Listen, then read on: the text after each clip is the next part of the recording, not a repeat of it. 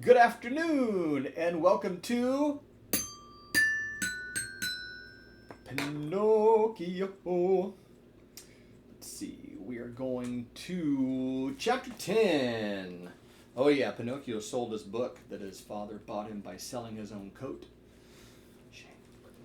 Chapter 10. The marionettes recognize their brother Pinocchio and greet him with loud cheers, but the director, Fire Eater, happens along and poor Pinocchio almost loses his life. Quick as a flash, Pinocchio disappeared into the marionette theater, and then something happened which almost caused a riot. The curtain was up and the performance had started. Harlequin and Pulcinella were reciting on the stage, and as usual, they were threatening each other with sticks and blows. These are the two little guys that fight. The theater was full of people enjoying the spectacle and laughing till they cried at the antics of the two marionettes. The play continued for a few minutes, and then suddenly, without any warning, Harlequin stopped talking. Turning toward the audience, he pointed to the rear of the orchestra, yelling wildly at the same time, "Look! Look! Am I asleep or awake? Or do I really see Pinocchio there?" "Yes, yes, it is Pinocchio!" screamed Pulcinella. It is, shrieked Signora Rosara, peeking in from the side of the stage. It is Pinocchio, yelled all the marionettes pouring out of the wings. It is Pinocchio, it's our brother Pinocchio, hooray for Pinocchio. Pinocchio, come up to me, shouted Harlequin. Come to the arms of your wooden brothers. And now I have to turn the page, because now is the first full 2-page illustration in the book. It's so fantastic. Here it is. This is great. So there's the other mannequins, all with strings, calling for Pinocchio. And then here's Pinocchio, no strings.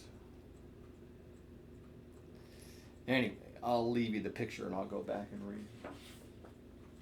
At such a loving invitation, Pinocchio, with one leap from the back of the orchestra, found himself in the front rows. With another leap, he was on the orchestra leader's head. With a third, he landed on the stage. It's impossible to describe the shrieks of joy, the warm embraces, the knocks, and the friendly greetings with which that strange company of dramatic actors and actresses received Pinocchio.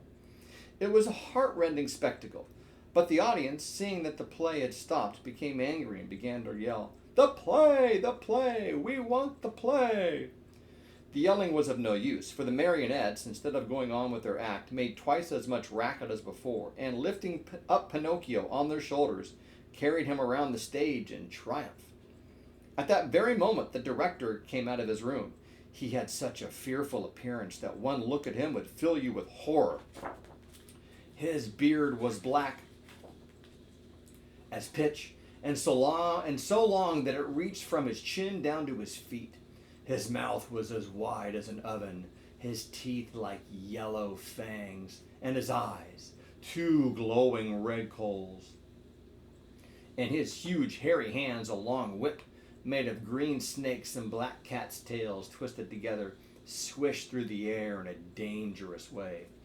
At the unexpected apparition, no one dared even to breathe. One could almost hear a fly go by. Those poor marionettes, one and all, trembled like leaves in the storm. "Why have you brought such excitement into my theater?" the huge fellow asked Pinocchio, with the voice of an ogre suffering from a cold. "Believe me, Your Honor, the fault was not mine." And I think now this is where we're at. Pinocchio saying, "Believe me, Your Honor, the fault was not mine." "Enough, be quiet. I'll take care of you later." As soon as the play was over, the director went to the kitchen where a fine big lamb was slowly turning on the spit. More wood was needed to finish cooking it. He called Harlequin and Pulcinella and said to them, "Bring that marionette to me. He looks as if he were made of well-seasoned wood. He'll make a fine fire for the spit." Here we are. Harlequin and Pulcinella hesitated a bit. Then, frightened by a look from their master, they left the kitchen to obey him. A few minutes later they returned, carrying poor Pinocchio, who was wiggling and squirming like an eel and crying pitifully. Father, save me. I don't want to die. I don't want to die.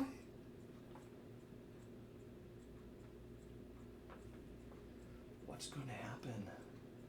Oh no.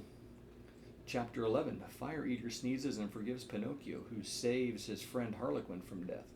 But that's a story for another time. So long for now.